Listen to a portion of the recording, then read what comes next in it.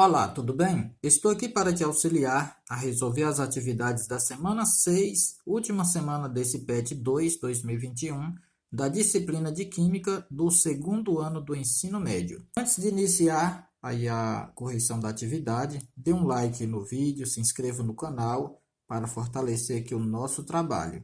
Vamos lá para a atividade 1. Explique com suas palavras qual das soluções listadas apresenta maior pressão de vapor com a mesma temperatura.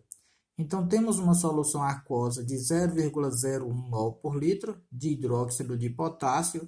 Toda vez que falar solução aquosa, quer dizer que eu tenho uma solução com o soluto sendo o dado em questão e o solvente vai ser água. Então, essa solução é uma solução com água e hidróxido de potássio. E a concentração é 0,01 mol por litro. Solução aquosa 0,01 mol por litro de cloreto de cálcio e solução aquosa 0,1 mol por litro de sacarose.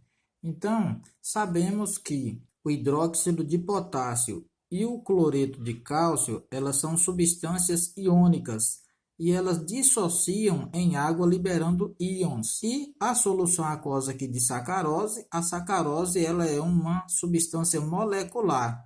Então, ela vai apenas dissolver, ela vai apenas solubilizar. Então, fazemos aqui as equações para as três situações, onde eu tenho aqui hidróxido de potássio em água, vai liberar íons K+, e OH-, cloreto de cálcio em água vai liberar íons cálcio+, e o 2Cl-, e a sacarose em água, ela vai apresentar a mesma coisa, porque ela é uma substância molecular. Então, se a solução de hidróxido de potássio ela é 0,01 mol por litro, cada íon também vai ser 0,01 mol. Aqui vai ser 0,01 mol e aqui também 0,01 mol. Então, aqui, o total aqui no produto está dando 0,02 mol. O cloreto de cálcio, quando há a dissociação desses íons, aqui eu tenho apenas um, então vai ser a mesma coisa aqui do reagente, 0,01 mol. Aqui está liberando 2 íons cloro menos, então aqui vai ser 2 vezes 0,01, que vai ser 0,02. Agora, somando aqui os mols aqui no produto, eu tenho 0,01 mais 0,02, eu tenho 0,03 mol. E a sacarose, por ser uma substância molecular, ela vai apenas dissolver, então eu tenho a mesma coisa aqui no reagente e no produto. No reagente e aqui no produto. Então, vai ficar 0,1 mol do reagente e 0,1 mol no produto. Então, a pressão de vapor, podemos determinar que quanto menor o número de partículas no sistema, mais fácil vai ser a vaporização do solvente. Ou seja, a pressão de vapor, se eu tiver uma quantidade pequena de partículas envolvidas em um sistema, é mais fácil a vaporização desse solvente. Se eu tiver um número muito grande de partículas no sistema, então vai dificultar essa vaporização aí do solvente. Então, se mais fácil é a vaporização do solvente, significa que maior vai ser a pressão de vapor da solução. Então, para mim ter uma maior pressão de vapor, eu tenho que ter um número pequeno, reduzido de partículas envolvidas no sistema. Então, a sequência aqui de pressão de vapor, eu tenho 1 sendo a menor pressão de vapor, menor do que 2, e 2 menor do que 3. Por quê? Porque em 1, na situação 1, eu tenho 0,02 mol, é a menor quantidade de partículas no sistema, seguido por 0,03, que está na média, está no meio, e 0,1 mol é a maior quantidade de solutos no sistema. Então, aqui vai apresentar a maior pressão de vapor, é o que apresenta a menor quantidade de partículas no sistema. que é aqui no caso, na situação 1, onde eu tenho 0,02 mol, que é aqui a solução 0,01 mol de hidróxido de potássio. A atividade 2. As propriedades coligativas das soluções dependem A. Da pressão máxima de vapor do líquido? Não. Propriedade coligativa, ela tem a ver com ponto de fusão, ponto de ebulição e a pressão de vapor. Não é essa pressão máxima de vapor aqui do líquido. Está errado. Da natureza das partículas dispersas na solução. Não, não é da natureza. É do número, da quantidade de partículas, né, que estão na solução. Da natureza do solvente? Não. O solvente aqui não tem a ver com as propriedades coligativas. Tem a ver com soluto. Do número de partículas dispersas na solução? Correto. Da quantidade de partículas que está dissolvidas ou dispersas na solução. É o que vimos aqui na atividade 1.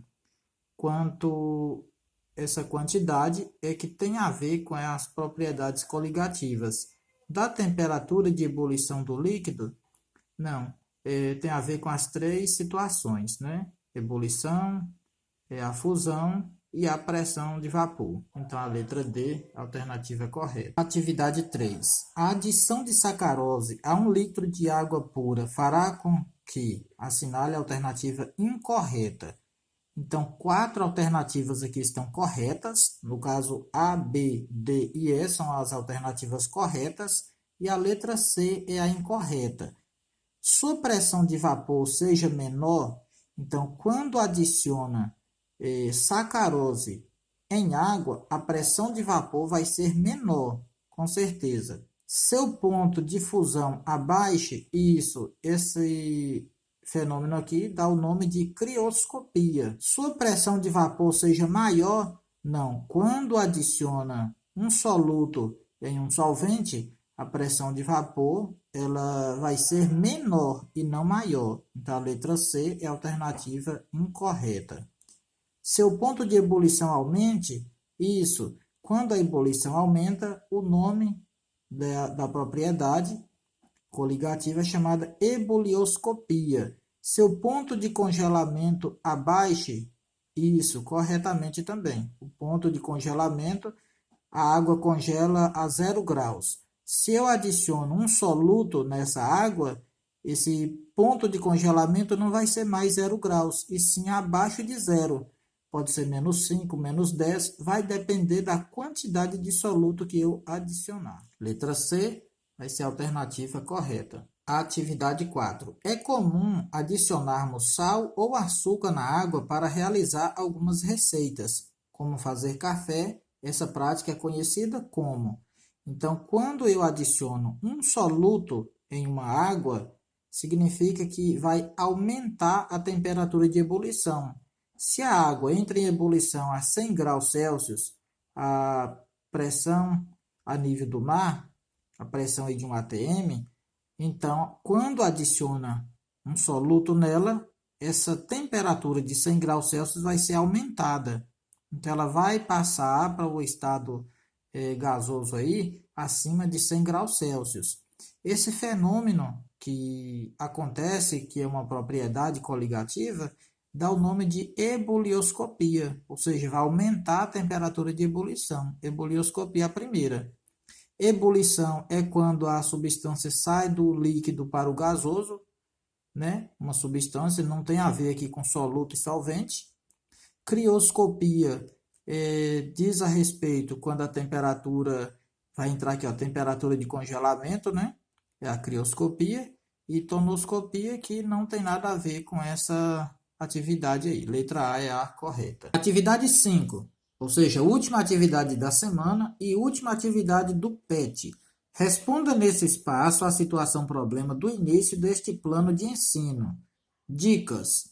Então, essa situação problema, ela está na página 81 desse PET 2 2021, onde lá tem a seguinte afirmação, que a OMS, Organização Mundial da Saúde, recomenda o consumo de 18 kg de açúcar por pessoa ao ano.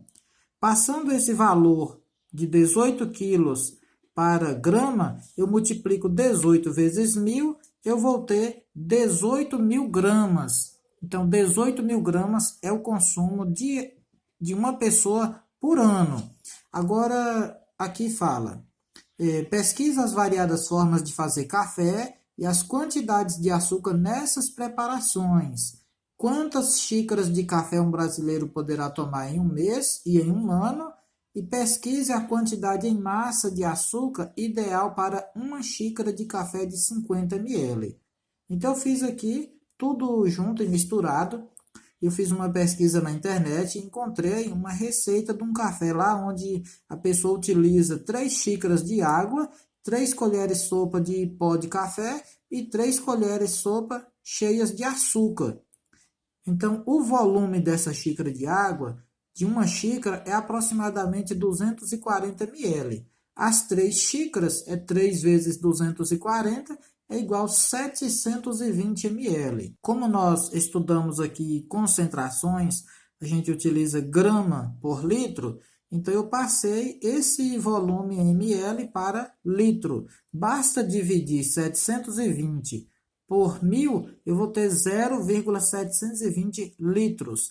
Então, o volume de 3 xícaras de água em litros é 0,720 litros. E o açúcar? Cada colher de açúcar ela é aproximadamente 10 gramas. Então, as 3 colheres de açúcar, 3 vezes 10, é igual a 30 gramas. Primeiro, vamos calcular aqui a concentração desse açúcar, dessa solução aqui no caso. A solução que no caso é o café com açúcar e a água. Então, a concentração é igual a massa dividido pelo volume. Então, eu gosto de utilizar esse triângulo, onde eu coloco aqui, ó, concentração é igual a massa que está em cima dividido pelo volume que está embaixo. Se eu quiser encontrar o volume é igual a massa que está em cima dividido pela concentração que está embaixo. E se eu quiser calcular a massa é igual, concentração e volume, um está do lado do outro. Então, eu não divido mais, agora eu multiplico um pelo outro. Então, a fórmula está aqui, concentração igual massa dividido pelo volume. A massa, eu tenho aqui 30 gramas, a massa de 3 colheres de açúcar. E o volume das 3 xícaras de água é 0,720 litros. Então, 30 dividido por 0,720, 41,67 gramas por litro. Ou seja, em cada litro de café, eu vou ter lá 41,67 gramas de açúcar por litro. Agora, se eu quiser calcular a massa de açúcar em 50 ml de café, porque aqui está pedindo para pesquisar a quantidade de massa de açúcar ideal para uma xícara de café. Então, se nessa receita calculando aqui a concentração dela, eu tenho 41 gramas, 0,67 por litro, então, nesse caso, basta eu fazer o cálculo. O cálculo é o seguinte, a massa é igual concentração vezes o volume. A concentração, eu já sei que é 41,67 gramas a cada litro. Só que o volume agora, eu vou usar o volume aqui da xícara de 50 ml. Como ela é 50 ml, eu vou passar 50 ml para litro. Então, 50 ml é o volume da xícara, equivale a 0,05 litros. Para passar ml para litro, eu divido os 50 ml por 1.000, eu vou ter 0,05 litros. Então, é vezes 0,05 litros. Então, a massa é igual este vezes esse, 2,08 gramas. É a massa de açúcar em 50 ml de café. Ou seja, a cada xícara de café contendo 30 ml de café, eu estou ingerindo 2,08 gramas de açúcar. Agora, eu analiso lá no PET lá no início, na página 81, e lá diz que 18 quilos de açúcar é permitido uma pessoa usar por ano.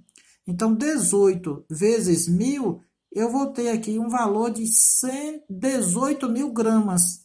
Uma pessoa pode consumir 18.000 gramas de açúcar por ano. Então, se essas 18.000 gramas fosse só café, só no café, como que ia ficar? Então, eu ia utilizar da seguinte forma. Eu fiz aqui os cálculos. Então, 18.000 gramas, que é a quantidade de açúcar que uma pessoa pode consumir por ano, dividido por 365 dias, que é a quantidade de dias em um ano. Então, eu vou achar aqui 49,32 gramas de açúcar por dia. Então, se uma pessoa pode consumir 18.000 gramas por ano de açúcar, essa pessoa pode consumir 49,32 gramas de açúcar por dia. E se eu quiser agora passar essa quantidade de açúcar ingerida através de café? Eu sei que em uma xícara de café eu posso consumir 2,08 gramas. Então, eu vou dividir a quantidade de açúcar que eu posso usar por dia, dividindo pela massa de 2,08 gramas, que é a massa que contém em 50 ml de café, eu vou achar que 23,71 xícaras de café com 50 ml ao longo do dia. Então, a pessoa pode usar essa quantidade de xícaras de café com 50 ml ao dia, usando a receita citada acima. E se eu quiser saber a quantidade agora por mês? Então, o mês tem 30 dias, vai ser 30 vezes 23,71. Eu vou achar 711,3 xícaras de café com 50 ml ao mês. Então, em um mês, eu posso utilizar 711 xícaras de café. E em um ano, eu posso utilizar 711,3 vezes 12 meses, que esse aqui é a quantidade em um mês. 711,3 vezes 2, eu tenho 8.535,6 xícaras de café com 50 ml ao longo do ano. Mas e se ao invés de eu utilizar 12 meses, eu utilizar as 23,71 xícaras por dia, eu multiplicar por 365 dias? Eu vou achar um valor diferente de 8.654,2 xícaras de café de 50 ml ao ano. Essa diferença aqui é porque cada mês aqui eu coloquei 30 dias e tem mês que tem 31 dias. Então, por isso dá essa diferença. Mas vocês podem efetuar o cálculo tanto aqui calculando por 12 meses ou por 365 dias. Eu vou considerar o valor correto, o resultado correto. Então, gente, é muito café que a pessoa pode consumir, mas isso aqui considerando a massa de açúcar. É claro que a gente não pode utilizar esse tanto de café aqui por dia. O café vai fazer mal, vai estragar o nosso estômago, vai prejudicar o nosso organismo. Isso aqui estamos mostrando se fosse utilizar o açúcar que a gente necessita somente no café. Mas a gente já usa o café, já utiliza o açúcar no café, já utiliza no leite, nas frutas, no suco, né? E assim sucessivamente. Pessoal, finalizamos aí a correção desse PET. Deixo aqui um abraço de longe a cada um de vocês. Fiquem com Deus, dê um like aí no vídeo, curta o vídeo, encaminha para os colegas de vocês e se inscreve no canal. Logo, logo que vir aí o PET 3, estaremos juntos novamente. Um abração, tchau, até a próxima.